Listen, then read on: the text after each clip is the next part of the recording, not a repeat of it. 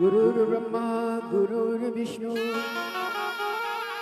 गुरुर्देवो महेश्वरा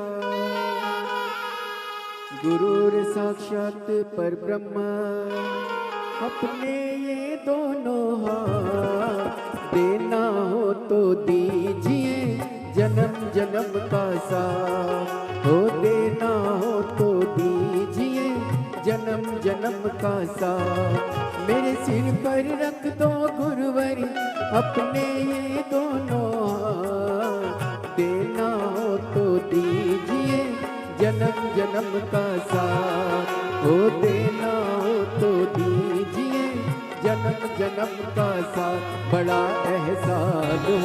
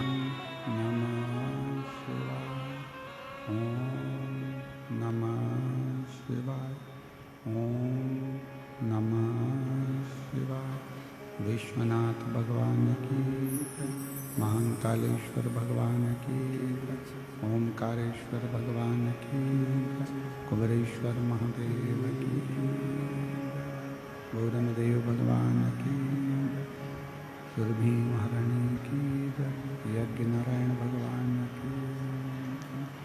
हर हर महादेव, हर हर महादेव, हर हर महादेव। हर काशी विश्वनाथ ओगरदानी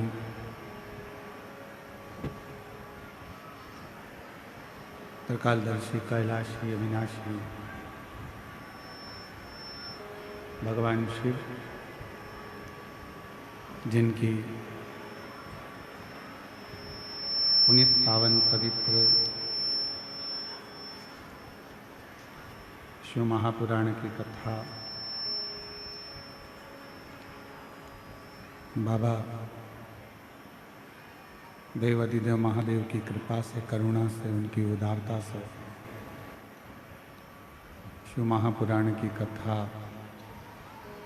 बाबा देवाधिदेव महादेव की कृपा से चल रही है।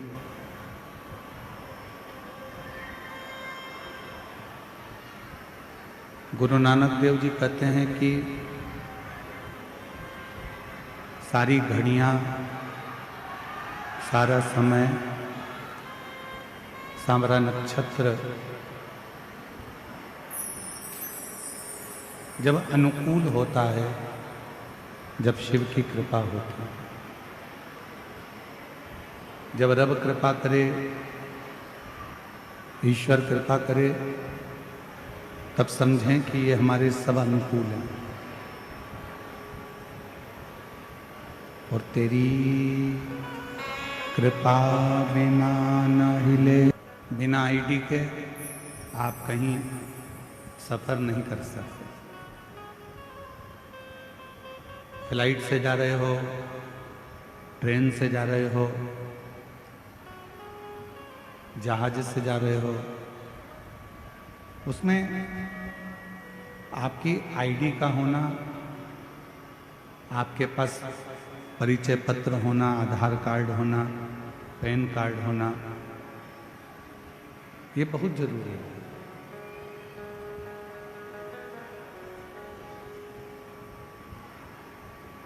जैसे कहीं लंबा सफ़र करने के लिए जा रहे हो तो परिचय पत्र का होना जरूरी होता है, उसी तरह जब इस संसार सागर से प्राण त्यागते हो, शरीर छोड़ते हो, तो उस परमात्मा का नाम होना भी बहुत जरूरी होता है, उस ईश्वर का नाम होना जरूरी है। और जब तक इस मृत्यु लोक में रहो, इस संसार सागर में रहो, इस भूमि पर रहो, तब तक उस परमात्मा का नाम स्मरण करते रहो।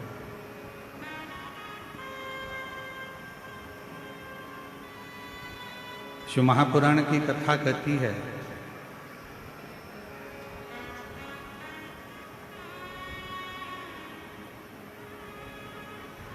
21,600 श्वास प्रतिदिन इस शरीर से निकलती है। ऐसी कोई श्वास आपके शरीर से नहीं निकलना चाहिए जिस श्वास में उस रब को याद ना करो, उस परमात्मा को याद ना करो, उस ईश्वर को याद करो।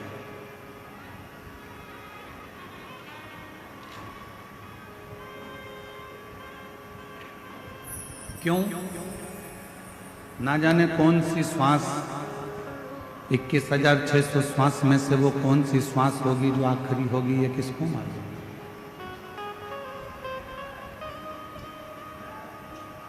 इसका अंदाजा किसी को नहीं। इसलिए श्वास श्वास में ओम रटो और वृथा जन्म मत खोए, ना जाने इस श्वास का फिर आवन होए कि ना हो।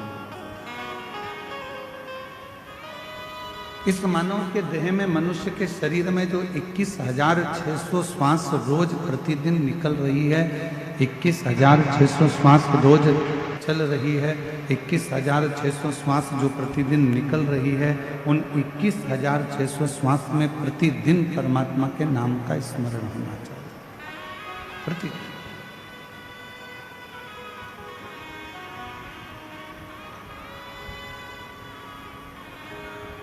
एक बार माँ पार्वती जी, जगत जननी अम्बा जगदम्बा, माँ जगत जननी दुर्गा भवानी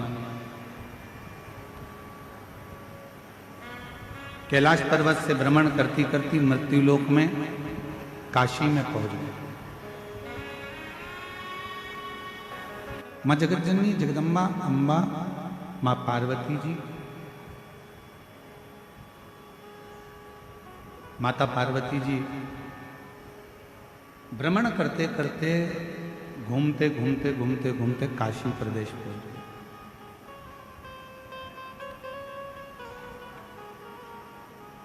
और पार्वती जी जब काशी प्रदेश पहुंची, काशी में पहुंची,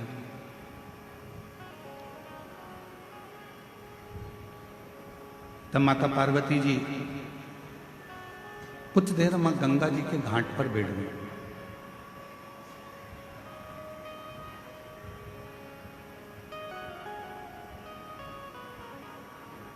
और मां गंगा जी के घाट पर काशी में जब पहुंचकर पार्वती जी बैठी, गंगा की लहरों की अटखलियां मां पार्वती जी देख रही हैं। कुछ देर वो गंगा की लहरें उछलती हैं, फिर कुछ देर में शांत हो जाती हैं, फिर कुछ देर में उछलती हैं, फिर शांत हो जाती हैं। मां जगत जननी जगदम्बा उनको देख रही है।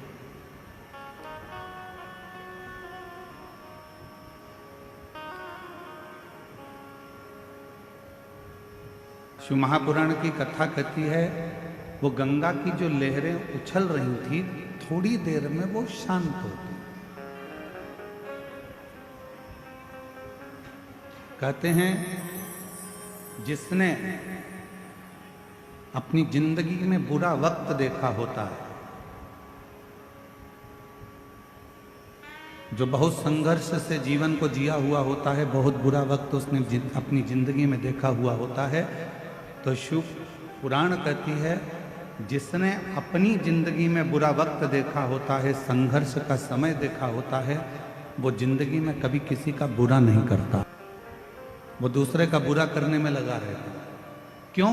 क्योंकि उसके पास पहले का वैभव है, उसके पिताजी छोड़ कर गए, जमीन छोड़ गए, जायदाद छोड़ गए, संपदा छोड़ गए, धन दौलत छोड़ गए, गाड़ी बंगला छोड़ गए, तो वो दूसरे का बुरा करने में लगा है कि इसको मुझे आगे बढ़ने नहीं देना।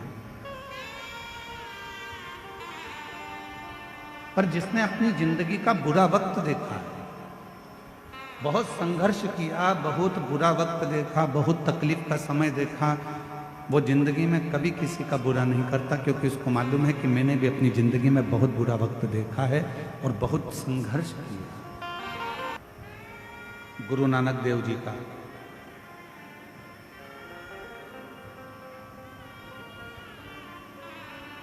गुरु नानक देव जी ने बाले के मन में बहुत सारे प्रश्नों को देखा।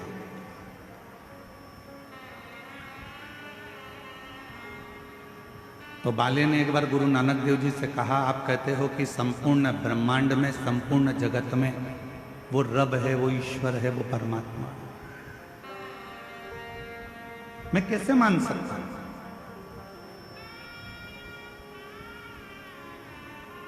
बाले ने कहा गुरु नानक देव जी से, मैं कैसे मानूं कि पूरे संसार में, पूरी जीव में, जल में, थल में, आकाश में, वायु में, चराचर में, सब में रब है, सब में ईश्वर है, सब में परमात्मा है, मैं कैसे मानूं?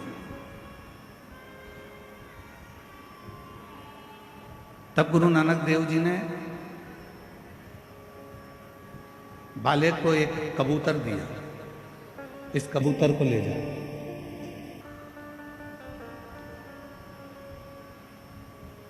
तू कहता है कि सब जगह पर ईश्वर नहीं है, रब नहीं है, परमात्मा नहीं है, तो इस कबूतर के प्राण वहां छोड़ना जहां पर ईश्वर ना हो, परमात्मा ना हो। बाले गुरु नानक देव जी को प्रणाम कर कर, नमन कर कर चल दिया, कबूतर ले गया। जंगल में पहुंचा तो एक पेड़ के नीचे उस कबूतर को वो मारने के लिए आतुर हुआ, पर उसके मन में आया कि इस पेड़ पर कोई पक्षी बैठा होगा, वो देख रहा होगा। खुले आसमान में वो कबूतर को मारने के लिए आतुर हुआ, तो उसके मन में आया कि वो आकाश में कोई पर होगा तो देख रहा होगा। जहां बाले जाता उसके मन में यह भाव प्रकट हो जाता कि ईश्वर यहाँ भी है, ईश्वर वहाँ भी है, ईश्वर वहाँ भी है, रब यहाँ भी है, रब वहाँ भी है, रब संपूर्ण जगत में, संपूर्ण तलातल में, रसातल में, वायुचर में, आकाश में, हर जगह पर वही रब, वही ईश्वर दिख रहा है। बाले उस कबूतर को लेकर गुरु नानक देव जी के पास वापिस आ गए। गुरु नानक देव जी बड़े मुस्कुरा कर पूछे, बाले तू तो कह रहा था कि रब सब दूर है ही नहीं, फिर इस कबूतर को तूने मारा क्यों नहीं? बाले ने कबूतर को तो उड़ा दिया और गुरु नानक देव जी के चरण पकड़कर कहा कि गुरु की जो वाणी होती है वो साधारण नहीं होती है। गुरु की वाणी ने कह दिया कि रब सब जगह पर है, तो वो ईश्वर हर जगह पर नजर आएगा।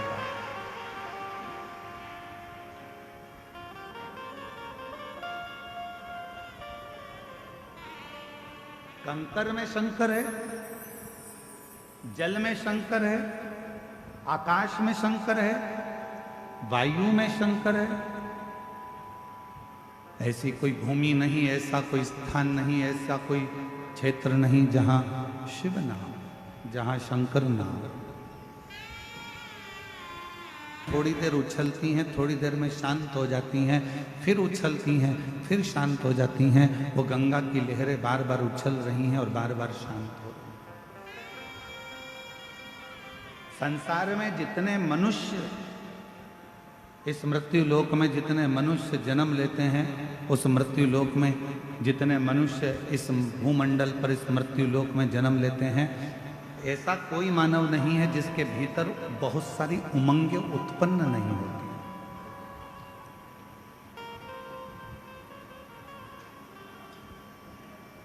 ऐसा कोई नहीं है जिसके भीतर बहुत सारी उमंगें उत्पन्न नहीं हो रही हो, बहुत सारी तरंगें उत्पन्न नहीं हो रही हो, बहुत सारी उमंगें उसके अंतर्गत नहीं आ रही, पर कुछ देर वो उमंग उछलती है फिर शांत होती है।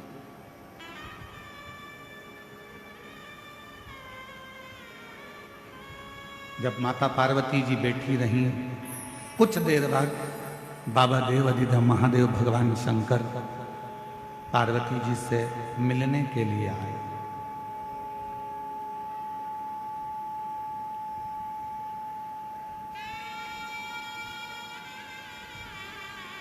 भगवान शिव पार्वती जी से मिलने के लिए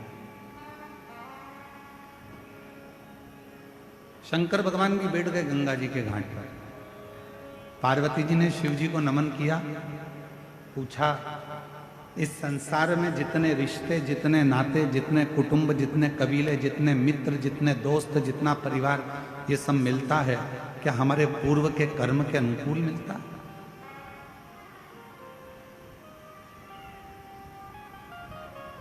क्या हमारा पूर्व का कोई कर्म हुआ है जिसके अनुसार हमको ये सब मिलते हैं? भगवान शिव ने कहा, सुनो पार्वती,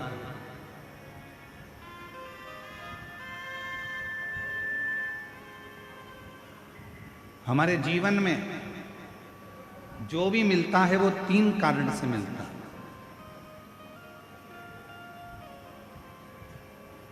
जगत जननी, इस संसार सागर में जितने भी मिलेंगे, चाहे माँ मिले, पिता मिले, भाई मिले, बहन मिले, पत्नी मिले, बेटे मिले, बेटी मिले, मित्र मिले, काका मिले, काकी मिले, चाचा मिले, चाची मिले, बुआ मिले, फूफा मिले, मामा मिले, मामी मिले, तुम्हारे जितने पड़ोसी मिले, रिश्तेदार मिले, कोई दोस्त मिले, कोई बाहर के मिले, जितने भी मिलते हैं ये किसी कारण से मिलते हैं। उसके 3 कारण। पहले नंबर का, यदि इस संसार सागर में आपको कोई मिल रहा है तो वो आपको या तो कुछ सिखाने के लिए आता है, वो आपको कुछ ना कुछ सिखाने के लिए मिला है। दूसरा, संसार सागर में यदि कोई मिल रहा है, दूसरा कारण है कि वो आपको कुछ लौटाने के लिए आता है, कुछ देने के लिए।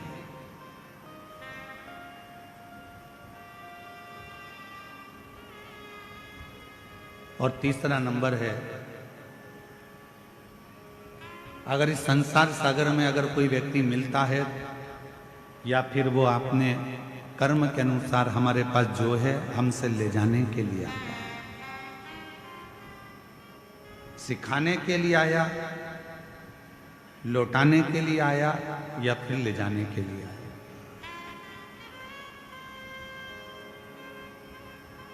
कोई व्यक्ति आपसे मिला, आप उससे कुछ सीख सकते हो तो सीख लो।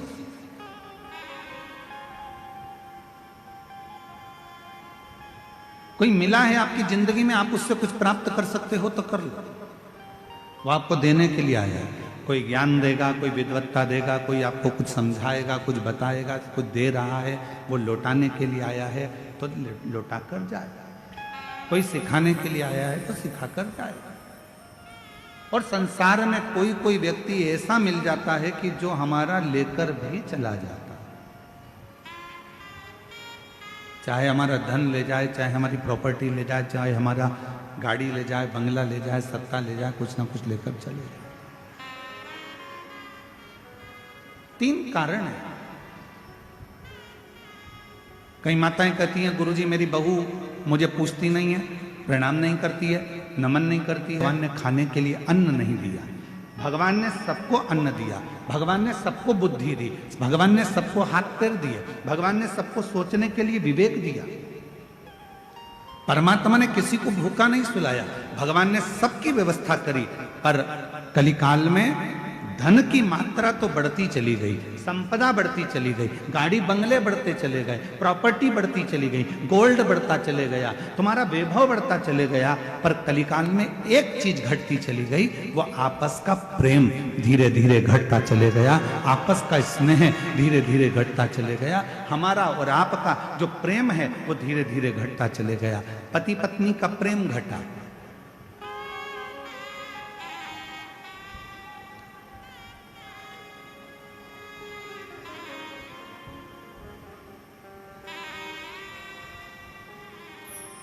जो जगत में कभी सुनने को नहीं मिला वो इस जगत में सुनने को मिलता है कि पति पत्नी का प्रेम घट गया तो नीले ड्रम सामने आ गए। पति पत्नी का प्रेम घट गया तो मालूम पड़े दोनों पति पत्नी घूमने के लिए गए थे और एक का कत्ल हो जाता है। प्रेम घट गया।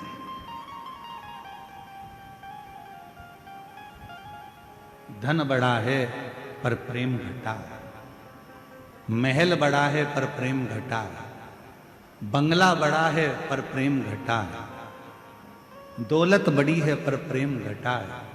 और शिव महापुराण की कथा कहती है, मेरे शंकर भगवान से सीखो कि शिव जी के पास ना तिजोरी थी, शंकर जी के पास ना कोई अलमारी थी, शिव जी के पास ना कोई स्वर्ग जैसा वैभव था। शंकर भगवान तो इसी भूमि पर कैलाश पर रहते थे। जो आता था उसको कुबेर भंडारी भंडार लुटा कर दे देता अपने खुद के लिए। बिल्कुल दाता और दयालु ये दो शब्द हैं। सारे देवताओं के आगे एक शब्द लगा रहता है कि ये दाता हैं। दाता का मतलब है देने वाला, दाता का मतलब है प्रदान करने वाला, दाता का मतलब है जो देता रहता हो, दाता का मतलब है जो तुम्हारी झोली भरता रहता हो, दाता का मतलब है जो तुम्हें देता रहता हो, दाता का मतलब है कि जो अपनी खजाने में से निकाल कर तुमको देता रहता हो, वो दाता कहलाता है। दाता किसको कहते हैं? जिसके पास में है, बहुत सारा है, संपदा भरी पड़ी है, बहुत अलमारी भरी पड़ी है और वो निकाल कर यदि किसी को कुछ दे रहा है, वो दाता है। अपने घर में रोटी भरकर डब्बा रखा हुआ है, टिफिन भरा हुआ रखा है, गाय सामने आ गई, आपने 2 रोटी निकाल कर गाय को दे दी, आप दाता हो। कोई मांगने आया, अपनी लाकर में से निकाल कर आपने 1 रुपया 2 रुपया दे दिया, आप दाता हो। किसी को कपड़े की दुकान थी, कपड़ा बहुत था, कोई को जरूरत थी, तन पर वस्त्र नहीं था, आपने वस्त्र दिया, आप दाता हो। किसी को अन्न का दान दिया, आप दाता हो। आपके पास में था, जिसके पास में था उसने कुछ निकाल कर दिया तो वो दाता कहलाता है। और जिसके पास कुछ भी नहीं है, ना घर है, ना जमीन है, ना जायदाद है, ना संपदा है, ना दौलत है, और उसके बाद भी वो अपने दरवाजे से खाली ना भेजे तो उसको दयालु कहते हैं। जो अपने दरवाजे से खाली ना भेजे उसको दयालु कहते हैं। और एक शिव के मंदिर में नामदेव जी महाराज मंदिर के अंदर प्रवेश कर गए और भजन गाकर नाचने लगे। मंदिर के पुजारी पंडित सब क्रोध में आ गए, नामदेव जी को उठाया, मंदिर के पीछे छोड़िए। हे महाराज, यहां नाचना वाचना नहीं है, यहां बैठ के भजन वजन नहीं करना, चलो उठो यहां से। शिव जी के मंदिर से जैसे नामदेव जी को उठाया तो उठाकर मंदिर के पीछे छोड़िया है। गुरु नानक देव जी बड़ी प्रसन्नता के साथ में ईश्वर का स्मरण करते करते वहां पहुंचे और नामदेव जी की आंख में आंसू देखे। नामदेव, तुम रो रहे हो?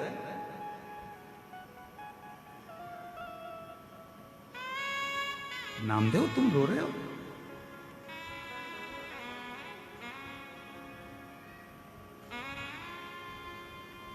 नामदेव जी कहने लगे गुरु नानक देव जी से कि मुझे मंदिर के पीछे पटक दिया, मंदिर से बाहर निकाल दिया। गुरु नानक देव जी ने जो शब्द कहा वो शब्द यहां शिव पुराण में आया है, जरा स्मरण करिएगा। गुरु नानक देव जी कहते हैं कि किसके मंदिर से निकाला गया तुझको मालूम है?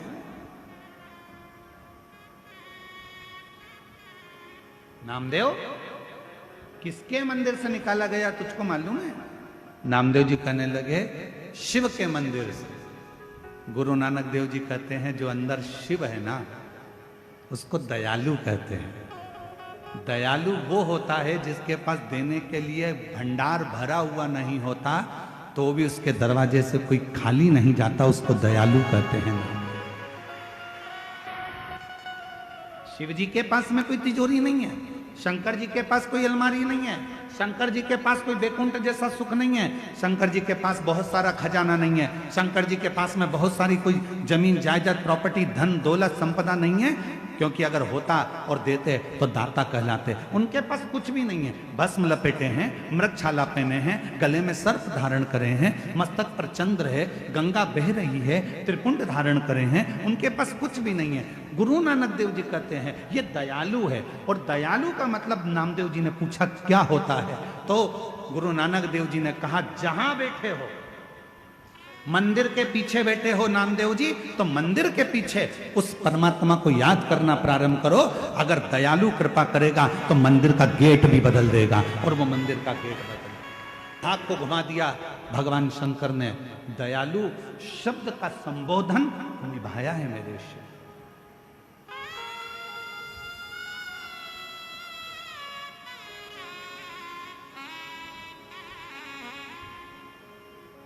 इसलिए औंडा नागनाथ जी में शंकर जी का मंदिर और गुरुद्वारा दोनों आमने सामने हैं, दोनों आमने सामने। भक्ति का बल प्रबल, क्यों ना शिव को दयालु कहा गया।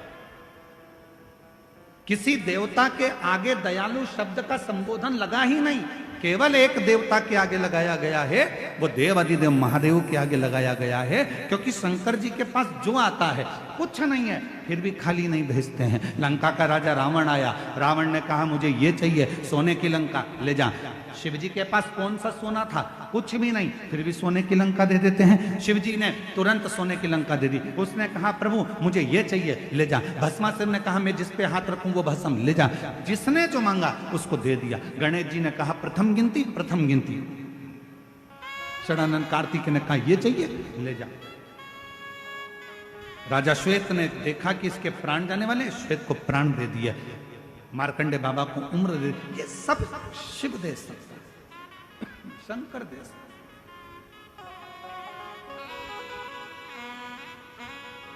और तेरी कृपा बिना ना हिले लेते हैं श्वास तेरी कृपा से तनु तनु। पर दुनिया के लोगों ने आजकल देवताओं में भेद कर दिया। कोई ने कहा ये देवता हमारे हैं, वो देवता उनके हैं, वो देवता उनके हैं। शिव महापुराण की कथा कहती है हमारी भारत की भूमि सनातनी भूमि है। यहाँ जितने संत, जितने साधु, जितने परमात्मा 33 कोटि देवता हैं, हम सब सनातनियों के लिए एक हैं। इनमें कोई भेद नहीं, इनमें कोई भेद नहीं है। आप इनमें भेद कर सकते हो पर भेद नहीं है। हम आपसे एक प्रश्न करें, उत्तर दीजिएगा। गुलाब जामुन खाने के बाद कहां जाती है? पेट के अंदर। बोलो बोलो जम के तो बोलो। इमरती, उसके लिए कोई अलग डिपार्टमेंट है क्या?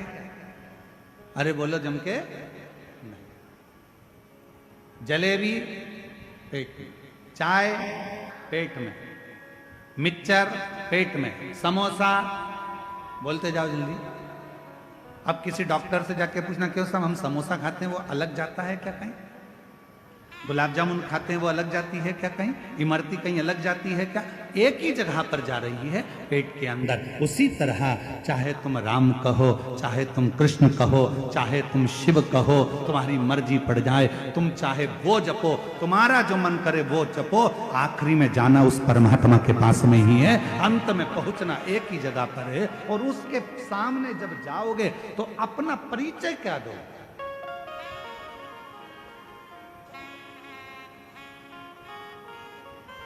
जित देखो उत राम की ही माया है। समय में राम समय। आप जहां देखोगे परमात्मा को ढूंढने का प्रयास करिए। शिव महापुराण की कथा कहती है, माँ गंगा के तट पर माता पार्वती जी शिव जी की साक्षी में कहती हैं कि 3 कारणों से संसार के लोग मिलते हैं। एक वो है जो सिखाने आता है, दूसरा वो है जो लौटाने आता है, और तीसरा वो है जो ले जाने आता है। हमें जो मिल रहा है वो 3 कारणों से मिल रहा है। कुछ देने आया है, कुछ लेने आया है, कुछ सिखाने आया है। तो आप उस व्यक्ति से ऐसे मिलो कि ये हमको कुछ सिखाएगा। बचकर रहना, कहीं कुछ ले जाएगा। क्योंकि उसकी जिंदगी में सर्वम शिवम ही रह जाता है। मेरे जीवन में केवल एक शिव तत्व ही रह जाता है। शिव, सर्वम शिवम, इसके सिवा कुछ नहीं। शिव ही मेरा सब कुछ है। और भटक लो, तुम्हें जहां जहां भटकना है, संसार के लोग भटक लो।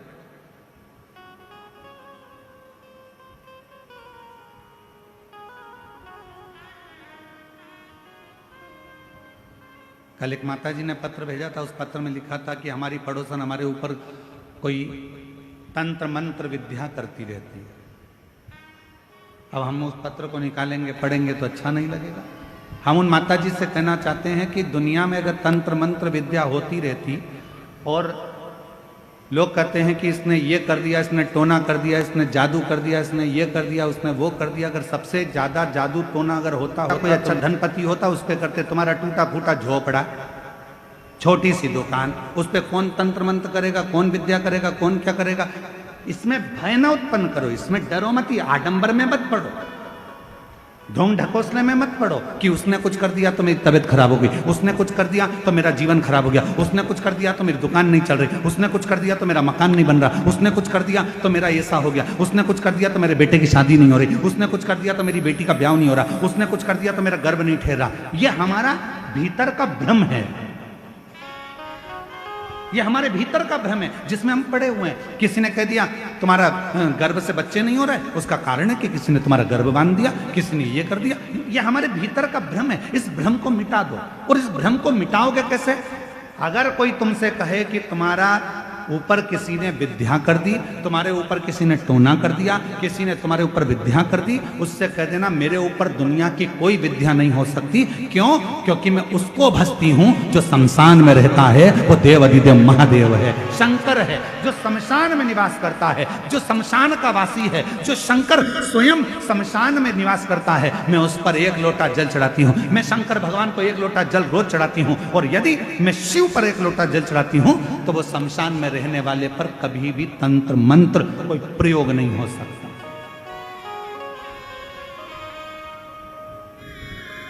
क्यों भय खाना, क्यों डरना? एक पत्र है, अच्छा है, देखिए। गीता साहू, पति श्री भागीरथी साहू। मेरे परिवार में 2 लड़की, पूजा साहू, मीनाक्षी साहू एवं एक लड़का गजेंद्र साहू। जहां भी शिव महापुराण होता है सभी जगह पंडाल में बैठकर कथा सुनती हूं। उसका कारण यह है कि मुझे जितने भी लोग कहते थे कि तुम्हारे घर विद्या कर दी, तुम्हारे घर टोना कर दी, आइए आ जाइए, आ जाओ बेलपत्र ले, टोना कर दिया, तुम्हारे बच्चे कभी सरकारी नौकरी नहीं कर सकेंगे, तुम्हारा बच्चा कभी लाइन से नहीं लग पाएगा, तुम्हारी बेटी कभी सक्सेस नहीं हो पाएगी, किसी ने कुछ कर दिया। जिस दिन से मैंने आपकी शिव महापुराण की कथा सुनना, जल चढ़ाता, गुरुदेव मैंने नियम बना लिया, दुनिया के लोग कुछ भी कहें, पंडाल में जाकर कथा सुनूंगी। एक पंडाल में जहां जहां कथा होती है सभी जगह पंडाल में बैठकर कथा सुनती हूं, बताए गए उपायों को पालन करती हूं। चल रहा है, आप लोग साथ पढ़ सकते हैं। पालन करती हूं। शिव महापुराण होने से बाद हमने अपने घर के आंगन में भगवान शिव जी को मंदिर बनाकर प्रतिष्ठित कर दिया। तब से बाबा की ऐसी कृपा हुई गुरुदेव। आप कथा में कहते हो कि जिस गांव में, नगर में, शहर में, कॉलोनी में, सोसाइटी में शंकर का मंदिर होता है वहां का विकास अपने आप होता है। हमने अपने घर में ही, घर के बाहर शिव जी को विराजमान कर दिया। हमारे ऊपर बाबा की ऐसी कृपा हो गई, लोग कुछ कुछ कहते थे, बाबा ने संभाल लिया। गुरुदेव श्री शिवाय नमस्तुभ्यम का स्मरण करती हूँ, स्टिकर सबदूर बांटती हूँ। कोई मंदिर के ऊपर भी अगर कहीं लिखने का मौका लगता है तो लिख देती हूँ श्री शिवाय नमस्तुभ्यम। पशुपतिनाथ का व्रत करते हैं। मेरे 3 बच्चे, उनके मन में आया कि मम्मी हमारी सरकारी नौकरी लग सकती है, क्या हम ऐसा कर सकते हैं? मेरे 3 बच्चे मेरे कहा कि सियोर वाला बाबा कहता है मेहनत 4 गुनी करना, रात दिन एक करना, खूब पढ़ाई करना, उसके बाद शहद लगाकर बेलपत्र शिव को लगाकर जाना। बाबा को मैं धन्यवाद देती हूँ गुरुदेव। आज मेरा पुत्र गजेंद्र साहू सन 2023 में नीट पास कर लिया और MBBS जोधपुर AMS में सिलेक्शन हो गया। गुरुदेव, लगातार 2 साल तक मेरा बेटा कांवड़ भरने के लिए सीहोर जाता रहा।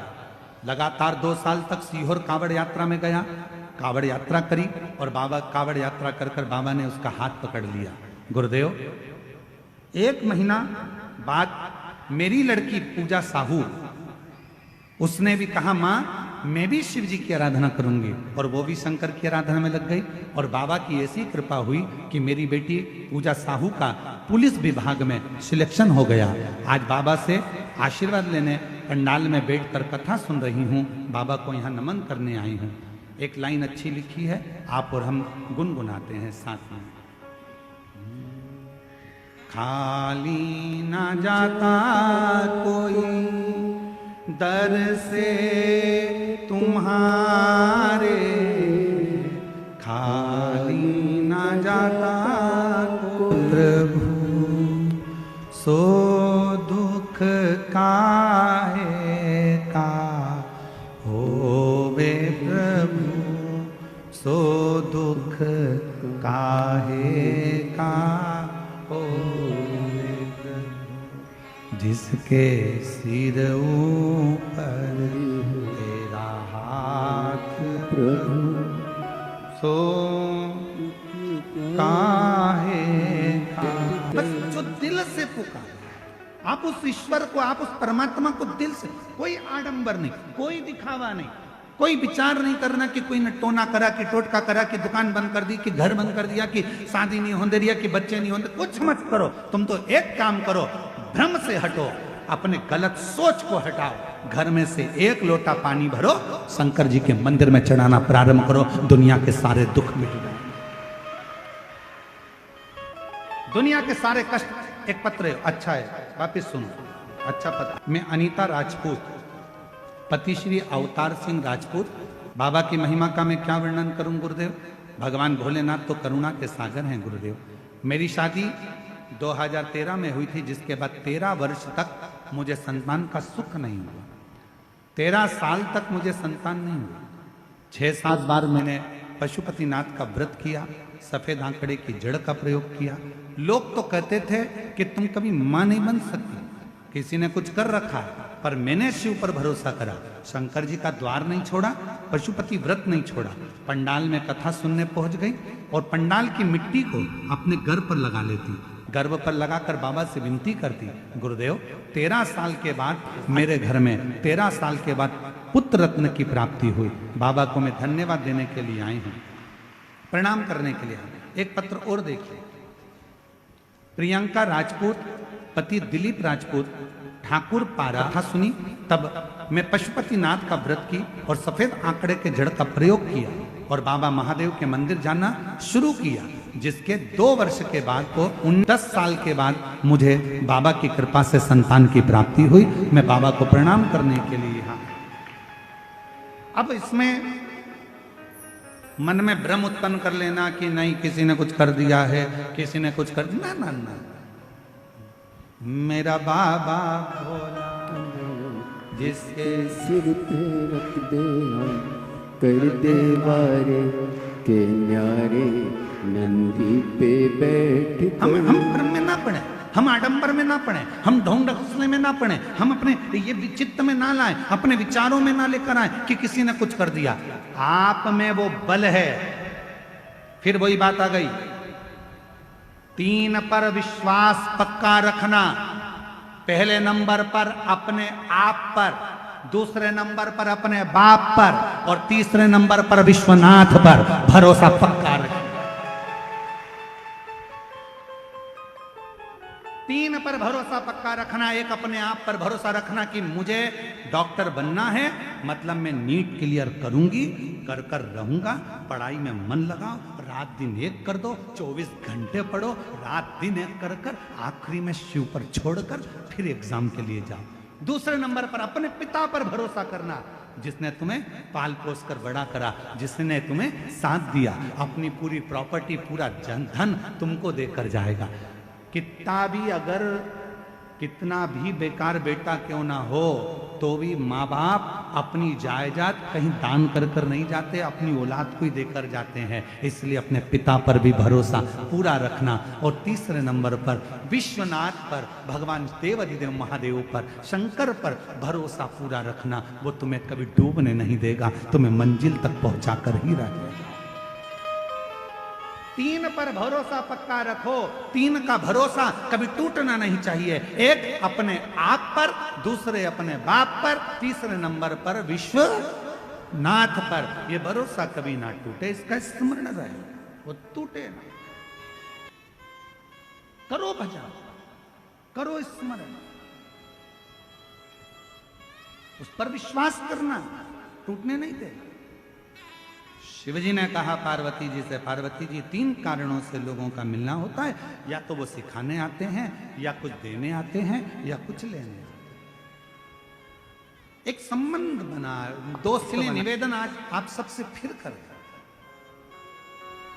हिम्मत बुरे कर्म कर बंदे, वरना पछताएगा। भगवान की आंखों से तू बच नहीं पाएगा, तो बच नहीं पाएगा। शंकर भगवान को याद कर कर जिस ज्योतिर्लिंग का वो स्मरण करता है और उसके मन में ये आ जाता है कि बाबा मुझे अगला जन्म देना, तो इस ज्योतिर्लिंग के पास में देना, तो उस संसार के मनुष्य का अगला जन्म उसी ज्योतिर्लिंग के पास में होता है। महाराज, ये आद्रा आज का वो दिन है कि 1000 शिवरात्रि का व्रत कर लो, 1000 सोमवार के व्रत कर लो, 1000 सोमवार की अष्टमी का व्रत कर लो। और आज के दिन यदि कोई शंकर के मंदिर का दर्शन कर ले या शिव महापुराण की कथा सुन ले, तो उसके सारे व्रतों का फल उसे प्राप्त हो जाए। आज का वो दिन है।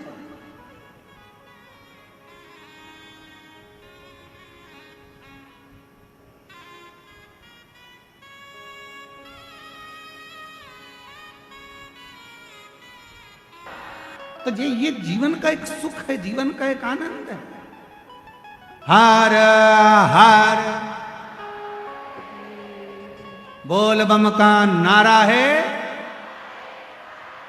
श्री शिवाय सारी समस्या का हल। बस 1 लोटा जल चढ़ाओ,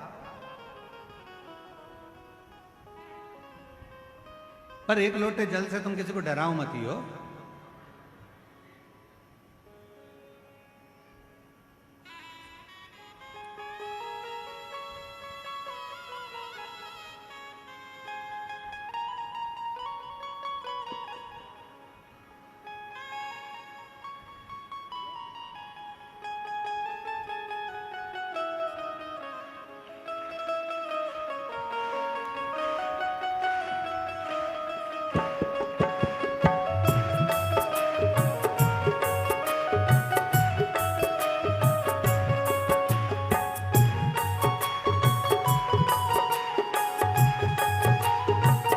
दोनों हाथों से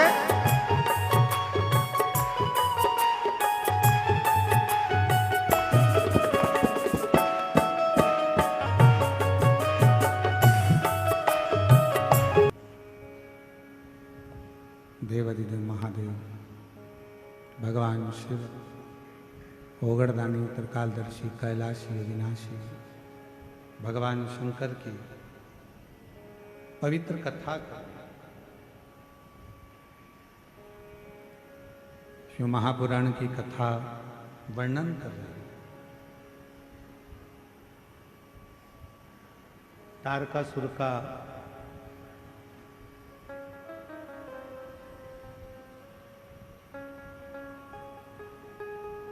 तीन पुत्र हैं तारकासुर।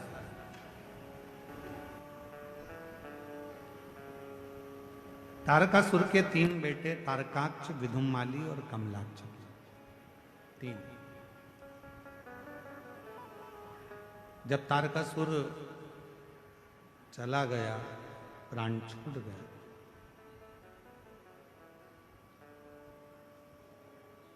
शिव जी का ऐसा भक्त था तारकासुर भगवान शंकर का ऐसा उपासक था तारकासुर, जो था असुर पर शिव की भक्ति के बिना एक क्षण नहीं रहता।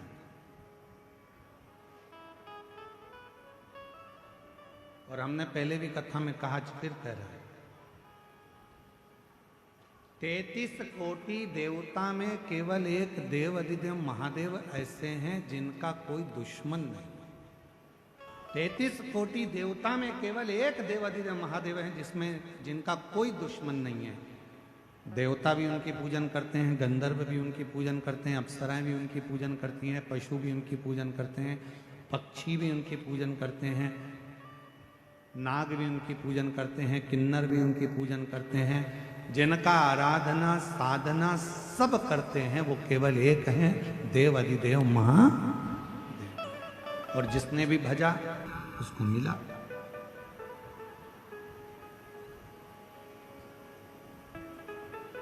ऐसा दुनिया में कोई नहीं है जिसने शंकर भगवान का भजन करा हो, शिव का नाम लिया हो और उसको भगवान शंकर ने नहीं दिया।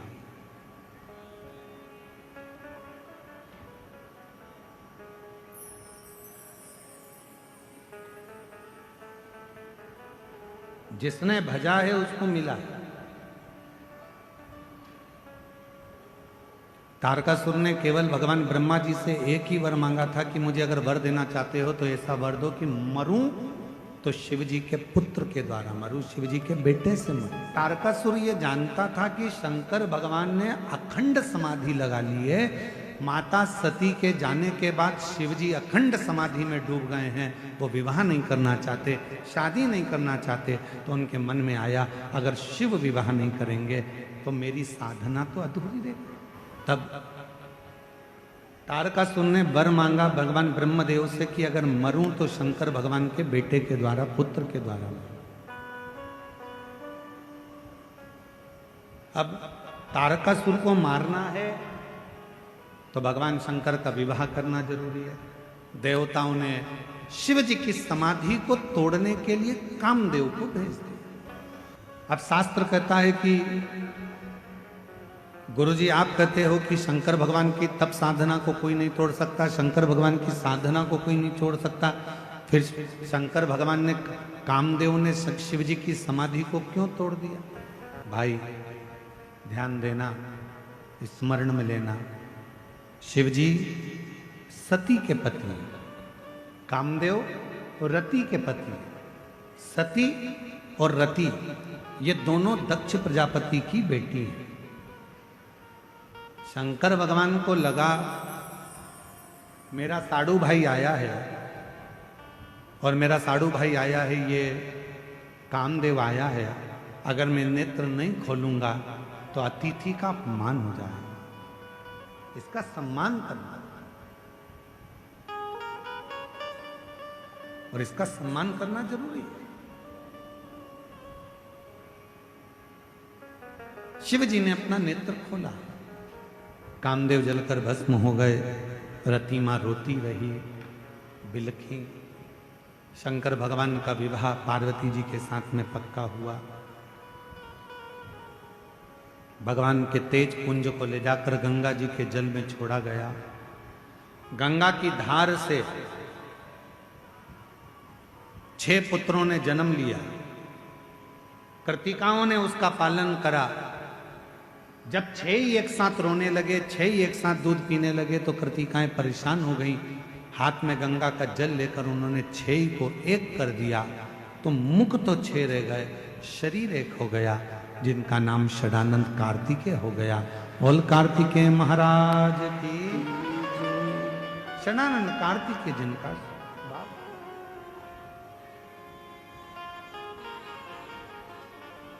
अब यही कार्तिकेय बाबा जब तारकासुर को मारने के लिए जाते हैं, चले, पार्वती जी ने रोका कार्तिकेय को कि षडानंद थोड़ा रुक जाइए। षडानंद ने कहा मां किस लिए? कहा कार्तिकेय, जिस तारकासुर को तुम मारने के लिए जा रहे हो उस तारकासुर के हृदय में तुम्हारे पिताजी भगवान शंकर बसते हैं। हमने कल भी कहा था, आज फिर कहते हैं, जिसके हृदय में शिव बसा हो, जो भगवान शंकर की आराधना करता हो, साधना करता हो, उपास करता हो, शिव के जब हम आराधना करते हैं, साधना करते हैं, भक्ति करते हैं, भजन करते हैं, स्मरण करते हैं, तो इस बात का हमको स्मरण करना चाहिए। शिव कथा कर रही है, भगवान शंकर का संवाद कर रहा है। तारकासुर को तुम मारने के लिए तो जा रहे हो, पर तारकासुर के हृदय में शिव बसे, भगवान शंकर बसे। तुम तारकासुर का संहार करो, मना नहीं है क्योंकि असुर है, पर इतना याद रखना कि तारकासुर के हृदय में बाण ना लगे, उसका दिल ना दुखाया जाए, हृदय ना दुखाया। ठीक है, गए षडानंद कार्तिकेय जी महाराज, और षडानंद कार्तिकेय जी महाराज का तारकासुर के साथ में युद्ध प्रारंभ हुआ। तारकासुर के साथ में युद्ध प्रारंभ हुआ,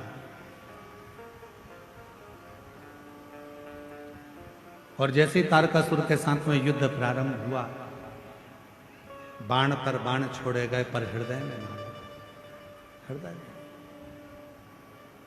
आखिरी में तारकासुर के प्राण चले गए, प्राण। एक बड़ी सुंदर सा बात आती है, हम फिर निवेदन करेंगे कि जिसके शरीर में अगर कोई बहुत बड़ा रोग आ जाता है, कोई बहुत बड़ी बीमारी अगर शरीर में लग जाती है, कोई रोग लग गया, कोई बीमारी लग गई, कोई बहुत बड़ा रोग आ गया, बीमारी आ गई, डॉक्टर को दिखाओ, जांच भी कराओ, हॉस्पिटल भी जाओ, और अच्छे से अच्छे डॉक्टर को दिखाओ, पर साथ में एक काम और करो, जब बहुत बड़ी बीमारी लग गई, उसका कोई हल नहीं निकल रहा, कोई रिजल्ट नहीं आ रहा, डॉक्टर की दवाई भी चल रही है, जांचें भी चल रही है, तो साथ में एक बेलपत्र लो,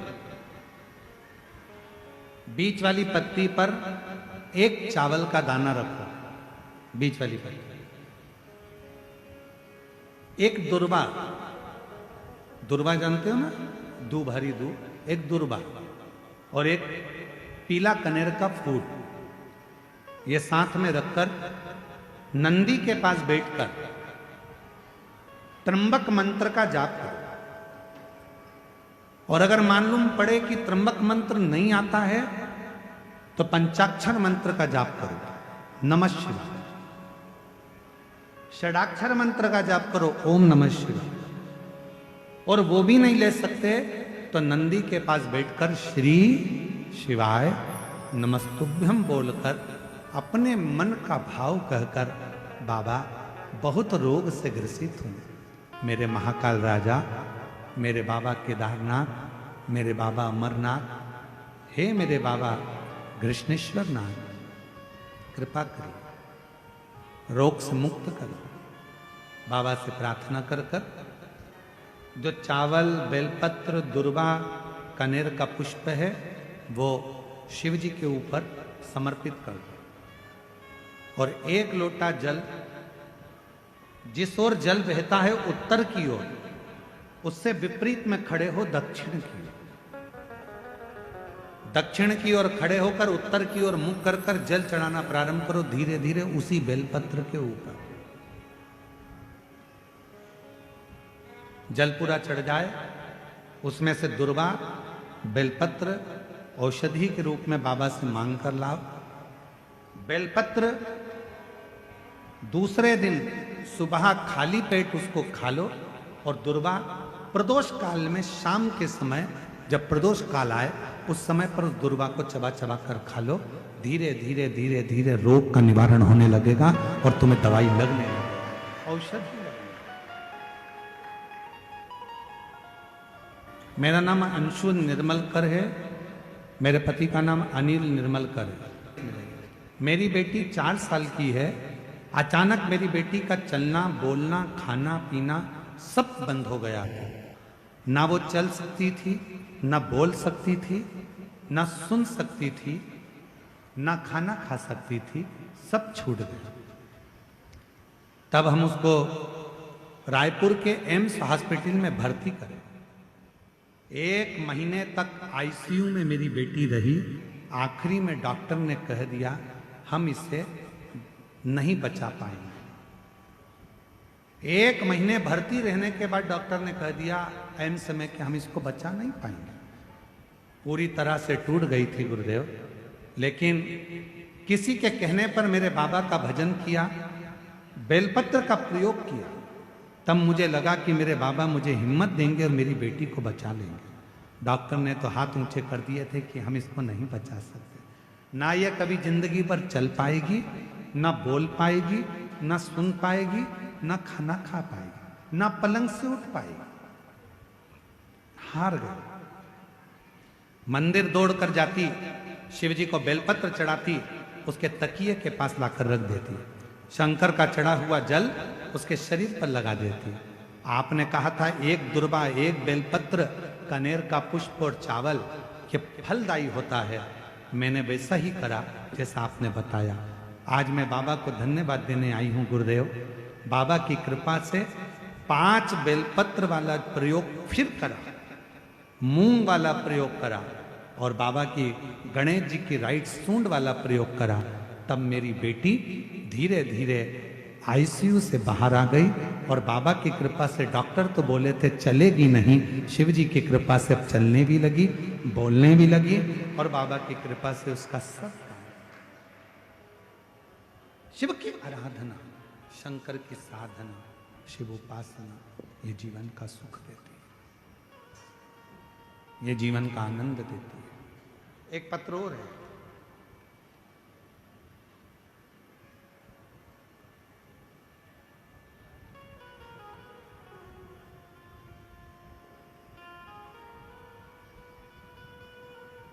नाम विष्णु साहू है।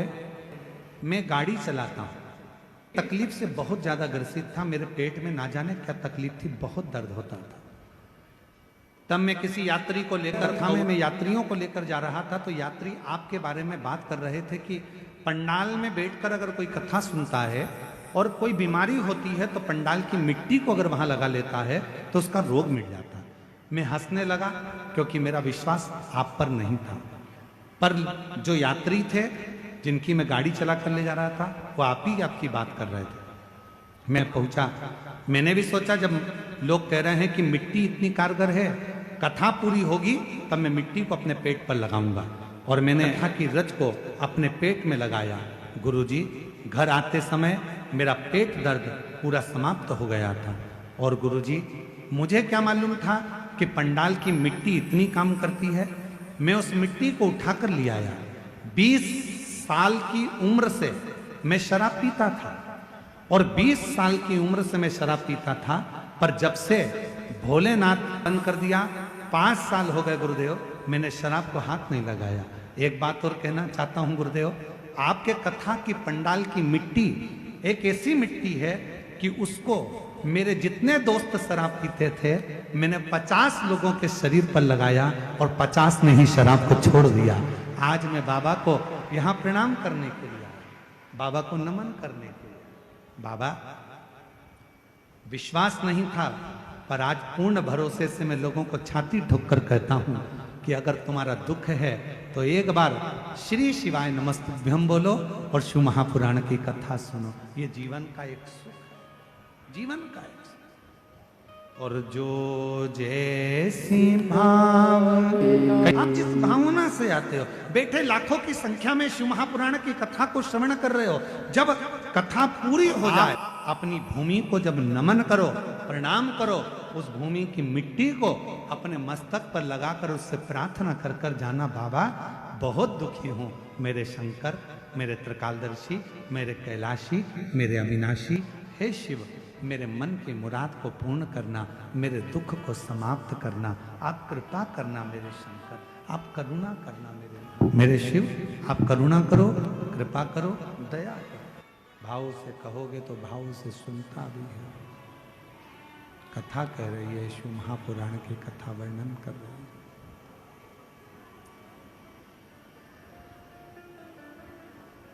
तारकासुर के 3 बेटे तारकाक्ष, विदुमाली, कमलाक्ष की 3 पुत्र हैं। और तीनों पुत्र ब्रह्मा जी से वर प्राप्त करते हैं कि हमारे प्राण न छूटे। और यदि आप कह रहे हो कि मृत्यु निश्चित होगी, मौत आएगी, तो हमें वर दीजिए कि हम मरें तो तीनों एक साथ मरें। हमारे प्राण छूटे तो तीनों के एक साथ छूटे।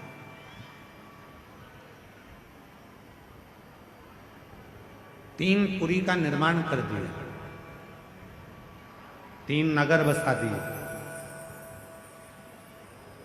और 3 पुरी का निर्माण कर 3 नगर बसाकर और 3 नगर में उनका निवास हुआ। तीनों ने विचार कर लिया कि अपन एकत्रित नहीं हैं, अलग अलग पुरियों में रहने लगे। बहुत उपद्रव किया, इतना उपद्रव करा, तब देवताओं ने विचार करा कि इनको मारना जरूरी है। पर ये मरेंगे कैसे? भगवान शिव जी से जाकर प्रार्थना करी। भगवान शंकर ने कहा कि मैं एक बड़े पशु का रूप धारण करता हूं, नंदी का रूप धारण करता हूं, एक बड़ा पशु बन जाता हूं, और तुम भी पशु बन जाओ। मैं तुम्हारा पति बनकर बड़े नंदी का रूप रखकर, बड़ा पशु का रूप रखकर तुम्हारे पीछे दौड़ूंगा, तुम आगे आगे दौड़ना। तारकाक्ष, विदुमाली और कमलाक्ष की इन तीनों को एक जगह पर एकत्रित करना। इन तीनों को जब एक जगह पर एकत्रित करोगे, मैं इन तीनों का संहार कर दूंगा। कितना दयालु है मेरा शिव, यह समझने वाला विषय।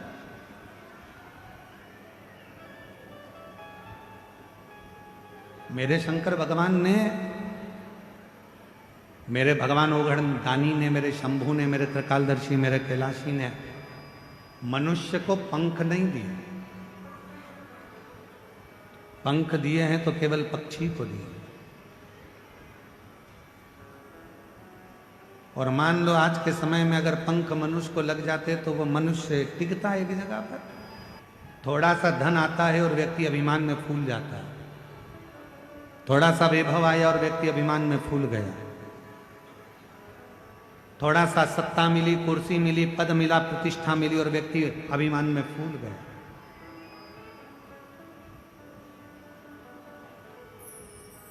इसीलिए भगवान जो भी देता है वो सोच समझ कर देता है,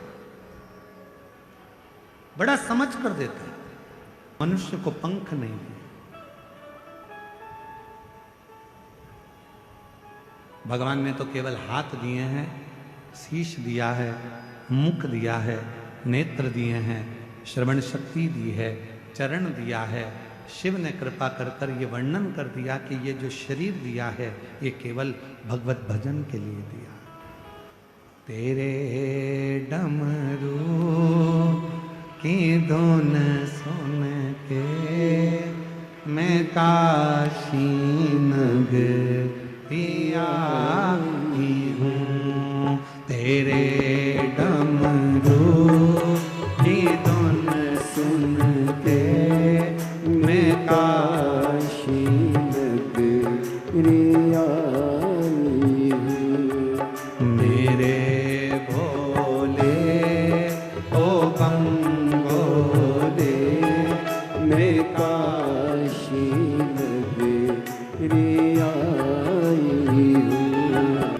मंगलकारी शमशान वासी हमारा, शमशान वासी हमारा, ओ भोला सब दुख का,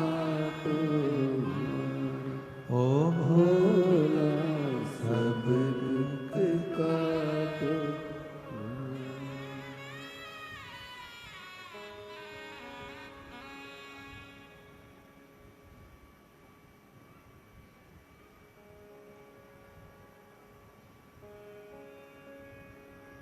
बाबा देव अधिदेव महादेव,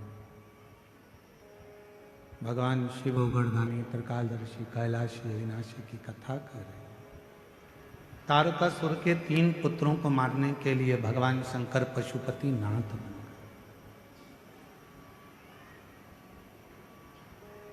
भगवान शिव का नाम पशुपति नाथ हो गया।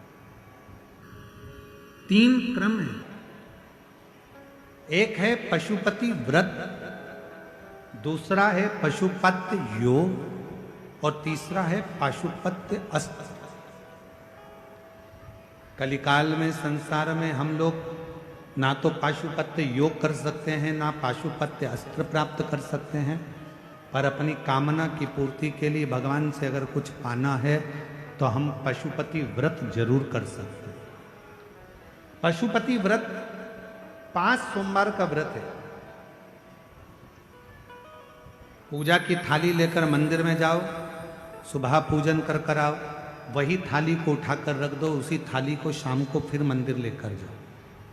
प्रसाद बनाकर लेकर जाओ, मीठे का खीर बना लो, सीरा बना लो, हलवा बना लो, मीठा चावल बना लो, कुछ भी बना लो, पर मीठे का प्रसाद लेकर। थाली में 6 दिए लेकर जाओ, 6 ही दिए जमीन पर रखो, प्रसाद के 3 हिस्से करो, 5 दिए प्रज्वलित करो, जलाओ, प्रसाद के 3 हिस्से कर दो। 1 दिया मंदिर में नहीं जलाना, उस दिए को वापस थाली में रख लेना। प्रसाद का 2 हिस्सा मंदिर में छोड़ो, 1 हिस्सा थाली में रखकर, जो दिया नहीं जलाया है उसको थाली में रखकर, बाबा का जब पूजन पूरा हो जाए उस थाली को लेकर घर आ जाओ। घर पर अंदर प्रवेश करने से पहले, घर के अंदर जाने से पहले सीधे हाथ की ओर घर में बाहर बैठ जाओ, सीधे हाथ की ओर बैठकर घर की ओर मुख कर कर जो 6 नंबर का दिया है जिसको मंदिर से लेकर आए हो बिना जले, वो तुम खाओ। उस प्रसाद के हिस्से में से किसी को नहीं देना।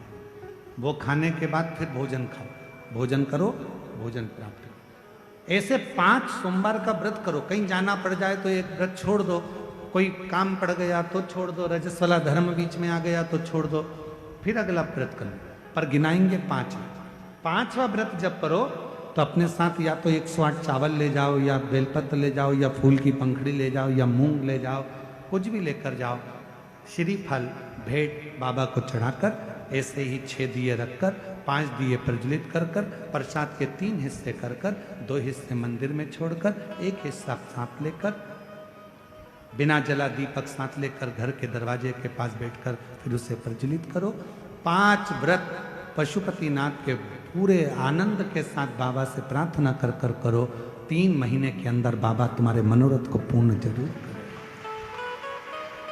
एक बार नहीं सुने, दूसरी बार करो, 2-2 महीने छोड़ कर करो, पर पशुपति व्रत करते रहो। जितना पशुपति व्रत फल देता है, जैसे पाशुपत्य अस्त्र में बल होता है, जैसे पाशुपत्य योग में बल होता है, उससे 1000 गुना ज्यादा बल पशुपति व्रत में होता है। इसलिए उस व्रत को धारण करो। तारकासुर के 3 बेटे के प्राण हरे, भगवान शिव का नाम पशुपति नाथ पड़ा, खुद पर करा गया विश्वास। ये 2 विश्वास ऐसे हैं जो कभी टूटते नहीं।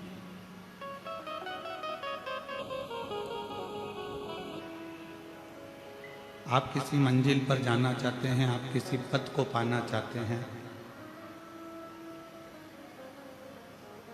आप किसी स्थान पर जाना चाहते हैं, किसी स्थान को पाना चाहते हैं, तो सबसे पहला विश्वास, भरोसा आपको खुद पर करना है। एक कथा में जब वो आई थी तो उसने एक पत्र लिखा था, उस पत्र को हमने व्यासपीठ से भी पढ़ा। उस रिया साहू ने पत्र में लिखा था, क्या मैं नीट का एग्जाम क्लियर कर सकती, क्या मैं डॉक्टर बन सकती? तो हमने उस बेटी से, रिया से एक बात कही थी, धमतरी की बेटी से, कि बेटा यदि तुझे खुद पर भरोसा है और तू स्वयं पर अगर विश्वास करती है, स्वयं पर अगर भरोसा करती है, और महादेव को अगर एक लोटा जल चढ़ाती है तो एक दिन तू डॉक्टर बनकर ही रहे। सबसे पहला भरोसा अपने आप पर होना चाहिए। सबसे पहला भरोसा अपने आप पर करें।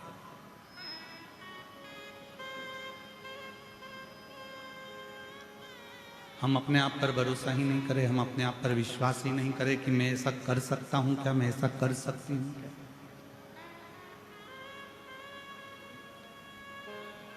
कोई तुमसे कहे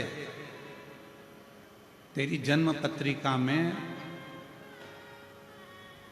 कोई भी योग अच्छे नहीं, कोई तुमसे कहे कि तेरी हाथ की रेखा में कोई भी योग अच्छे नहीं, कोई तुमसे कहे कि तेरे घर का वास्तु भी अच्छा नहीं, उससे कहना कि मेरी पत्रिका बुरी है, मानती हूं,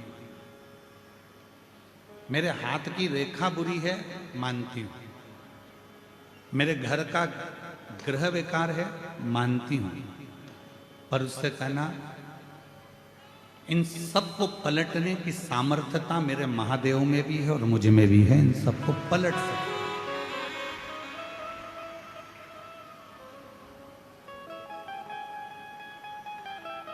रात दिन एक करो, अच्छी पढ़ाई करो, अच्छी एजुकेशन करो, खूब दिल लगाकर अगर तुमने विद्याध्ययन करा है, खूब दिल लगाकर तुमने पढ़ाई करी है, तो दुनिया में किसी की सामर्थ्यता नहीं है कि कोई तुमको डाउन कर दे।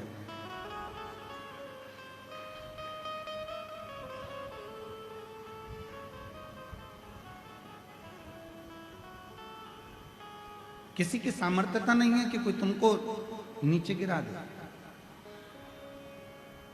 मेरे शंकर भगवान पसंद किया, पर मेरे शंकर भगवान सर्प को अपने गले में धारण करते हैं जिसको कोई नहीं अपने पास में रख सकता।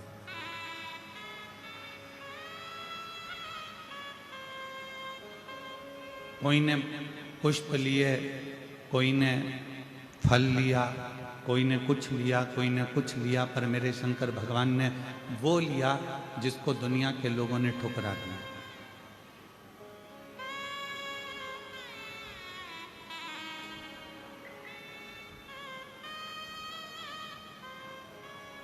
से मैं एक बात पूछूं, उत्तर देना। लकड़ी जलाते हो, चूल्हा जलाते हो, सिगड़ी जलाते हो, कंडा जलाते हो, गोबरी जलाते हो, जो राख निकलती है उस राख को फेंकते हो कि नहीं फेंकते हो? जम के तो बोलो, फेंक देते हो ना? घोड़े पे ले जाके डाल देते हो, उसको घोड़े पे ले जाकर फेंक देते हो।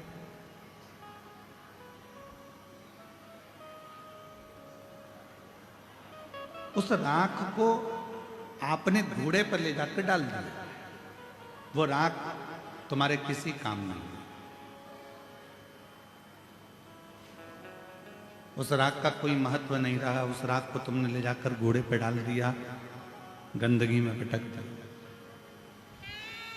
अब जिस राख की कोई कीमत ही नहीं है, मेरे शंकर भगवान ने उस राख को अपने तन पर धारण कर कर उसको भी कीमत वाला बना।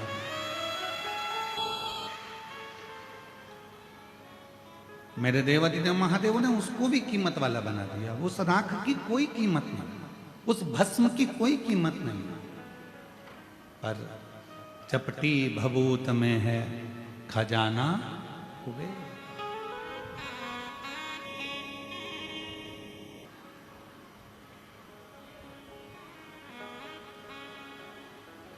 उसके तन पर अगर कोई भस्म भी आकर पड़ जाती है तो वो भी कीमत वाली हो जाती है, उसकी भी कीमत हो जाती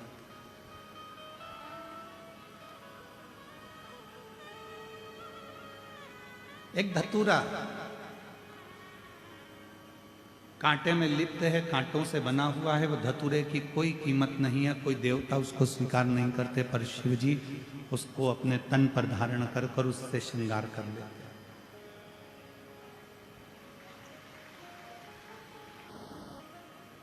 जिसको सबने ठुकराया, जिसको सबने धक्का दे दिया, उसको शिव जी ने अपने गले लगाया।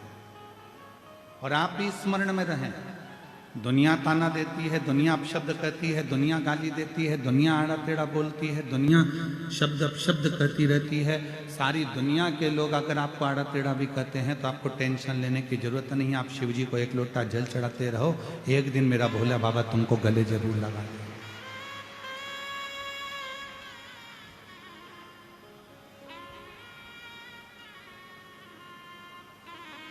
हिम्मत नहीं हारना। एक पत्र है जो हमको धमतरी की वो बेटी ने जो पत्र लिखा था, वैसा ही एक पत्र आज फिर आया है कथा में, बड़ा सुंदर है, देखिए।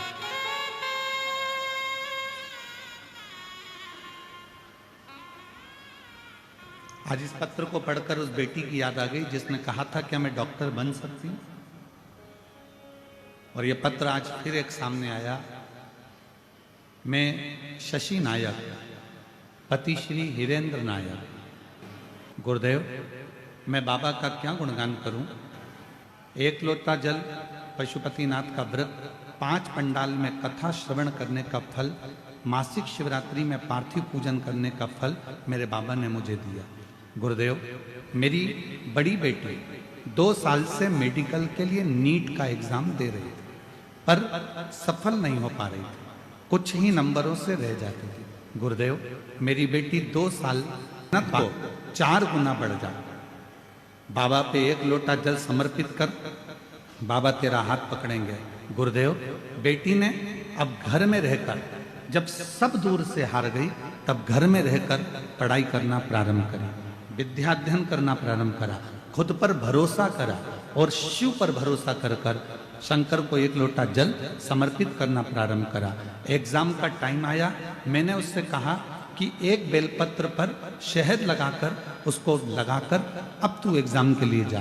मेरी बेटी ने बीच की पत्ती पर शहद लगाया, एग्जाम पर जाने से पहले शिवजी को लगाया, रात दिन पढ़ाई करी और बाबा की कृपा से 2025 की नीट के एग्जाम को उसने क्लियर कर लिया, सफलता मिल गई। गुरुदेव, मेडिकल की MBBS की सीट मिल गई है और बाबा की कृपा से वो पढ़ाई कर रही है। ऐसी शिव की, कौन कहता है कि तुम्हारे भाग्य में सुख नहीं है। यदि आपको कहता है कि आपके भाग्य में ये नहीं लिखा है, कोई कहता है कि आपकी जन्म पत्रिका में ऐसा योग नहीं लिखा है, कोई कहता है आपकी हाथ की रेखाएं भी ये नहीं बोलती कि आप उन्नति कर पाएंगे, उस समय पर अपने हाथ में एक लोटा जल पकड़ो और अपने आप पर भरोसा करो, रात दिन पढ़ाई करो, पूरी रात दिन एक कर दो, इतनी मेहनत करो, इतनी मेहनत करो कि जो पत्रिका में लिखा है वो भी पलट जाए और महादेव की कृपा हो जाए और आप अपनी मंजिल तक पहुंच। दुनिया की ना को हाँ में बदलने की सामर्थ्यता तुम में है।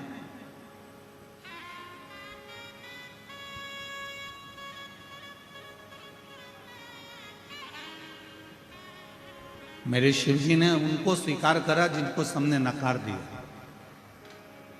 मेरे शंकर भगवान ने उनको स्वीकार करा जिनको लोगों ने धक्का मारकर निकाल दिया।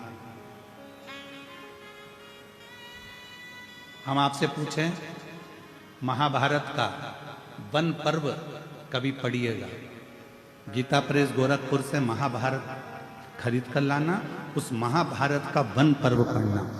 वन पर्व में, महाभारत के वन पर्व में जब पांडव सब कुछ हार गए, जब पांडव के पास में कुछ भी नहीं बचा, जुए में सब कुछ हार गए, तब भगवान कृष्ण को भी चिंता लग गई कि इन पांडवों ने सब कुछ हार दिया,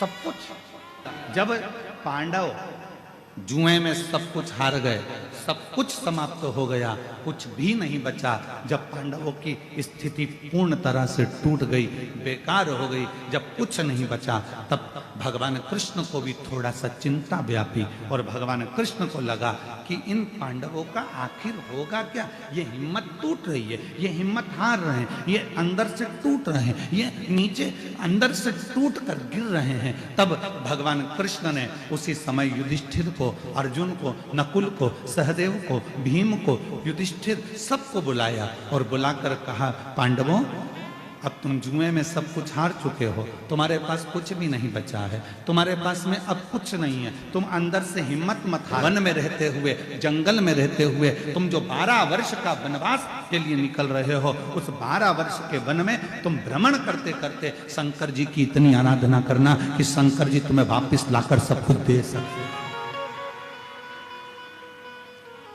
तुम्हें कोई कुछ लाकर दे चाहे नहीं दे, पर देव अधिदेव महादेव तुम्हारा खोया हुआ पूरी सत्ता लाकर देंगे। शंकर जी तुम्हारा वैभव लाकर देंगे। शंकर जी तुम्हारा जो वैभव चले गया, जो कुर्सी चली गई, जो पद चले गया, जो प्रतिष्ठा चली गई, जो सत्ता चली गई, जो वैभव चले गया, शिव जी तुमको सब लाकर देंगे। सब।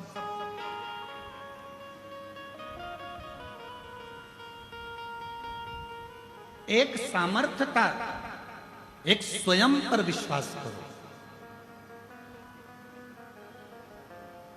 और दूसरा देव अधिदेव महादेव पर भरोसा, विश्वास।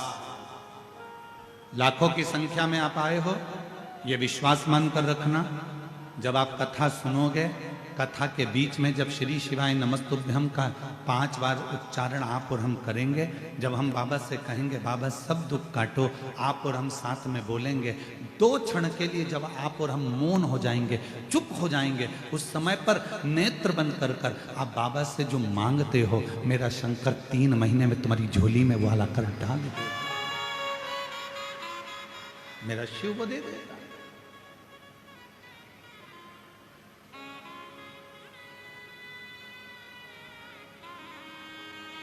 लोग कथा श्रवण कर रहे हैं, 3 महीना तो दूर की बात, विश्वास से कहता हूं, अगर दिल से कथा सुनी है और दिल से मांगा है, तो मेरा भोलेनाथ आपको इतनी जल्दी देगा कि देव हमारे पास जरूर होगा, ये निश्चित।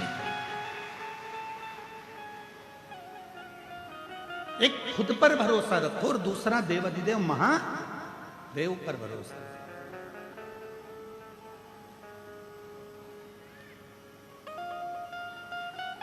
कोई कह दे तुम्हारा भाग्य बेकार है, ना ना ना, मेरा भाग्य बहुत अच्छा है, मैं शंकर जी की कथा सुनती हूँ।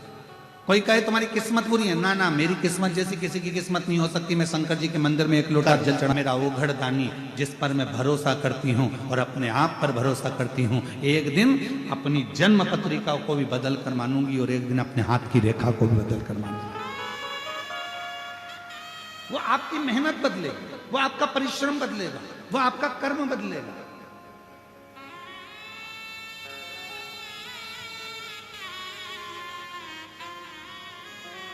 कई लोग कहते हैं गुरुजी हम तो चाहते हैं कि हमारा दारू का नशा छूट जाए, इसका कोई उपाय है क्या तुम्हारे पास नशा छुड़ाने के लिए? हमारे पास कोई उपाय नहीं है, उपाय तुम्हारे पास है। तुमने दारू पी है, तुमने पीना चालू करी है, तुम नशे में रहते हो, तो छोड़ने की सामर्थ्यता भी तुम्हारी हो, तुम्हारे अंदर वो बल है कि तुम छोड़ सकते। कोई बाबा, कोई महात्मा, कोई जोगी, कोई सन्यासी, कोई तपस्वी तुम्हारी मदिरा नहीं छुड़ा सकता। तुम्हारी मदिरा तुम खुद छोड़ सकते हो, तुम में वो बल है। आज तुम्हारे इस गांव में कथा हो रही है, तुम चाहो तो संकल्प ले सकते हो कि मैं इस शिव महापुराण की कथा में संकल्प लेता हूं कि मेरे बाबा पर भरोसा कर कर आज के बाद कभी मदिरा नहीं पीऊंगा। तो तुम्हारे अंदर की सामर्थ्यता,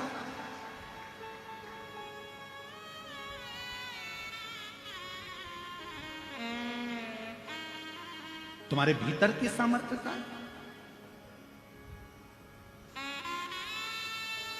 और मत बुरे कर्म कर बंदे, वरना पछताएगा।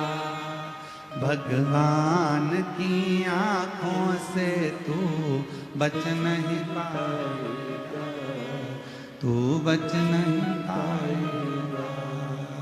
अरे पांडव हार चुके, पांडव का बल समाप्त हो चुका था, पांडवों का वैभव समाप्त हो गया था, पांडव के पास कुछ नहीं बचा था, पांडव अपने अंदर से हिम्मत हार रहे थे।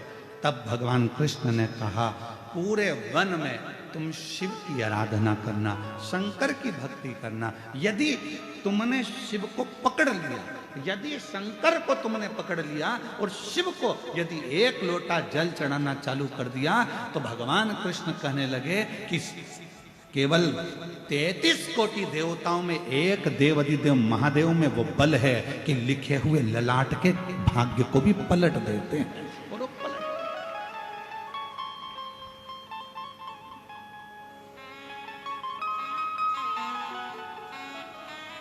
विधाता का काम है भाग्य लिखना, विधाता का काम है भाग्य को लिखना, पर भाग्य को पलटना विधाता का काम नहीं है। विधाता भाग्य को लिख सकता है पर पलट नहीं सकता। भाग्य को पलटने की सामर्थ्यता तो केवल एक लोटा जल सारी समस्या का हल। भाग्य को पलटने की सामर्थ्यता तो केवल शिव में है।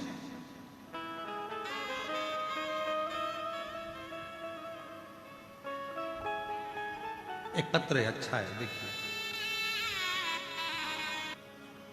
मेरा नाम गिरजा साहू है, मेरे पति का नाम दिनेश साहू है। गुरुजी, आपको चरण छूकर प्रणाम करती हूं। एक लोटा जल का बखान करूं गुरुदेव। आपकी कथा सुन रही है गुरुदेव। मेरी बेटी नेहा साहू, जिसके मन में संशय था, जितनों से भी पूछा था एक ही बात कहते थे कि ये कभी सरकारी नौकरी नहीं करेगी। गुरुदेव, बेटी ने हिम्मत हारी। मेरी बेटी से मैंने कहा, वो सियोर वाला बाबा कहता है यदि विश्वास खुद पर है और शंकर जी के एक लोटे जल पर है तो तुझे सरकारी नौकरी जरूर लगेगी। तू मेहनत कर। बाबा की ऐसी कृपा हुई गुरुदेव, बाबा ने मेरी बेटी जब नौकरी की तैयारी करी, शायद पहली बार ऐसा हुआ होगा कि 22 वर्ष की मेरी लड़की और सरकारी नौकरी की तैयारी में लग गई, केवल आपकी कथा के भरोसे और शिव के भरोसे। 22 वर्ष की मेरी बेटी जब सरकारी नौकरी के लिए अप्लाई करने लगी और पढ़ाई भी साथ में करने लगी, आज मेरी बेटी सरकारी कोर्ट में स्टेनोग्राफर के पद पर नियुक्त हो गई। मैं बाबा को धन्यवाद देती हूँ। और गुरुजी, मेरे जेठ के बेटा अमर साहू, उसने भी कहा कि चाची जी, अगर मेरी बहन की नौकरी लग सकती है तो क्या मेरी लग सकती है? वो तो मुझसे उम्र में भी छोटी है, 22 साल की है और मैं 25 साल का हूं, क्या मेरी भी लग सकती है? मैंने अपने जेठ के लड़के से कहा कि तू भी शिव पर विश्वास करो, खूब मेहनत कर। वो सियोर वाला महाराज कहता है कि रात दिन पढ़ाई करो, रात दिन एक कर दो, तू भी लग जा। और आज मैं बाबा को धन्यवाद देने के लिए आई हूं। आज मेरा बेटा भी सरकारी नौकरी में ACL पर असिस्टेंट मैनेजर के पद पर नियुक्त हो गया। मैं बाबा को यहाँ साधुवाद देने के लिए आई। एक खुद पर भरोसा और एक शिव पर भरोसा।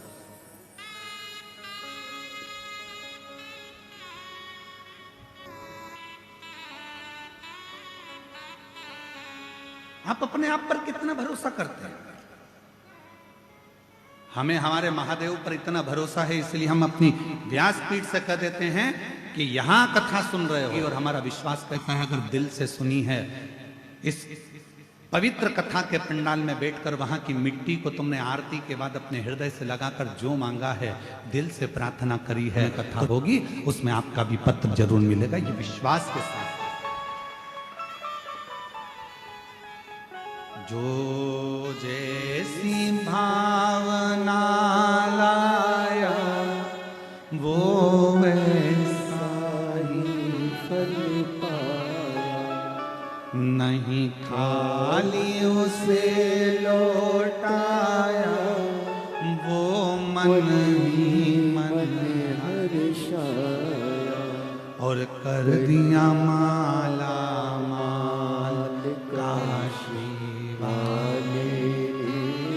जो हृदय से, चित्त से, मन से, भाव से हम फिर कहेंगे, दुनिया की दृष्टि में ये केवल शिव पुराण की कथा हो सकती है। दुनिया के लोग इसको केवल कथा कह सकते हैं, पर जिस समय आप पंडाल में बैठकर कथा सुनते हो, ये केवल कथा नहीं रहती। एक पिता से अपने दिल की बात कहने का एक मौका मिलता है, अपने बाप से, अपने पिता से हृदय से कुछ कहने का मौका मिलता है। जिसको कोई स्वीकार नहीं करता, उसको शिव स्वीकार करता। शिव कब, क्या, कहां देंगे, ये उनके ऊपर है। एक कितनी सुंदर कथा है। देवता और राक्षसों ने मिलकर समुद्र का मंथन किया।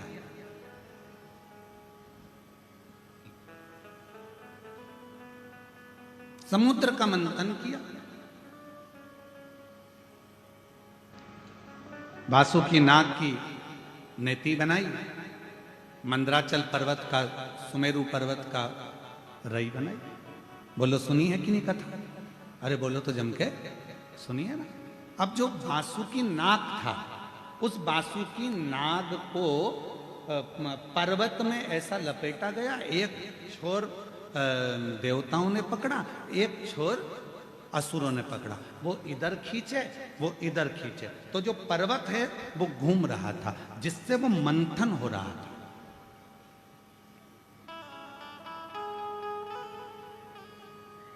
अब पर्वत को घुमाया जा रहा है तो पर्वत का कुछ बिगड़ेगा क्या? जम के बोलो जरा। अरे बोलो तो। बिगड़ेगा किसका? जो देवता खींच रहे हैं उनका कुछ बिगड़ेगा? जो असुर खींच रहे हैं उनका कुछ बिगड़ेगा? नहीं। बिगड़ेगा किसका? एक तरफ सांप का मुख पकड़ा है वासुकी नाग का, दूसरी तरफ वासुकी नाग की पूंछ पकड़ी है और खींचा जा रहा है। सबसे ज्यादा कष्ट किसको हो रहा होगा? पर्वत को, देवता को, असुर को कि नाग को? बोलो बोलो बोलो। नाग को। सर्प को सबसे ज्यादा तकलीफ हो रही होगी। और बाद में हुआ क्या? जब अमृत निकला, देवता लेकर चले गए, असुर लेकर चले गए, और जो पर्वत था वो भी अपनी जगह पर चले गया। पर सबसे ज्यादा जिसको तकलीफ थी, घिस घिस के वो सांप की हालत खराब हो,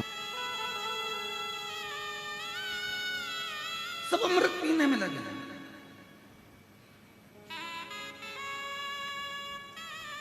ये दुनिया की रीति है। अपना काम बनता, चूल्हे में जाए, हम काय को बोले, तुम बोलो। ये दुनिया की रीति है। अपना काम बनना चाहिए, अपना काम हो जाए, इसके बाद तो कोई पूछता ही नहीं। कहाँ हो श्रीमान, क्या कर रहे हो श्रीमान, कोई नहीं पूछेगा। और ऐसे तो फिर काकी जी, भाभी जी, बुआ जी, फूफा जी, नाना जी, मामा जी, हव साहब।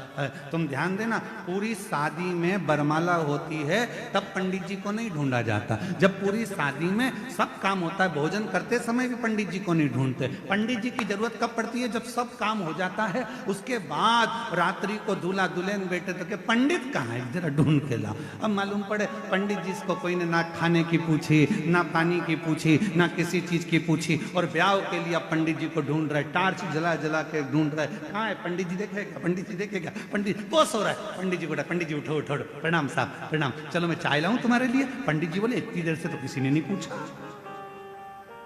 शादी कराना है ना, ब्याह में फेरे डलवाना है। पंडित जी चाय पी लो। पंडित जी को चाय पिलाई, मुंह धो लो। पंडित जी थोड़ा चेहरा धो लो, पानी मिला दूं क्योंकि नींद नहीं आएगी। पंडित जी मैं तुम्हारा बैग उठा लो और ले जाकर शादी के मंडप में बिठा दिया। शादी के समय पर जब काम निकल गया, अब विचार करा, पंडित जी को घर छोड़ने कौन जाएगा? तो दूल्हे का लड़का के मेरे पास टाइम नहीं, मैं थक चुका हूँ। वो के मैं थक गया, वो के मैं थक गया। पंडित जी बोले, भैया तुम एक काम करो, ऑटो बुला दो, मैं मेरे घर चले जाऊँ।